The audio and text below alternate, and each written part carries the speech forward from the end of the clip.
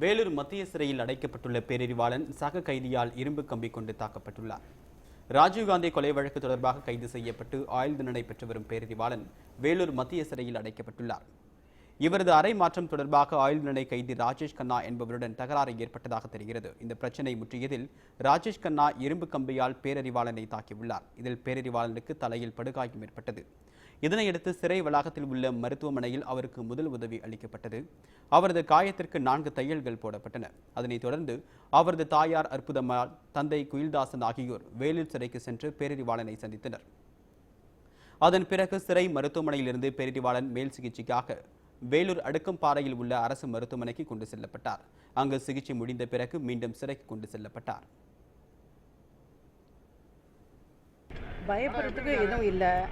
தலையில் முன்புறம் வந்து ஒரு சின்ன காயம் ஏற்பட்டிருக்கு. ஒரு 4 தையல் இருக்கு.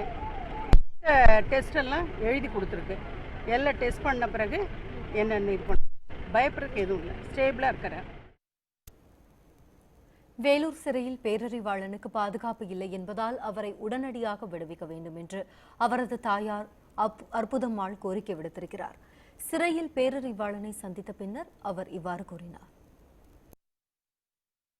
என்னப்பா இது மாதிரி எப்படிப்பா அப்படின்னு என் பையனை கேட்கும்போது அவன் சொன்னா நல்லா பேசுறாருமா. நானே எதிர்பார்க்கல, என்ன அடிப்பாரு அவருக்கு, நானே எதிர்பார்க்கல. இது வரைக்கும் என்ன யாருமே வந்து இது மாதிரி பண்ணதே இல்லை. அதுவே எனக்கு இப்ப அதிர்ச்சியா இருக்கு. மேல் சிகிச்சை கேட்டீங்களா? எல்லா மருத்துவரும் இப்ப வந்து இங்க பாக்குறாங்க. மேல் சிகிச்சைக்கு நான் கேட்டேன், மேல் சிகிச்சைக்கு பரிந்துரை பண்ணுவீங்களான்னு. வந்திருக்கிற மருத்துவர்லாம் ஏதோ எக்ஸ்ரே அது இதெல்லாம் நாங்க எடுத்து பாக்குறோமா, எங்களால முடியலன்னும் போது நாங்க இது பண்றோம் அப்படின்னா அறிவும் அதான் சொன்னோம்.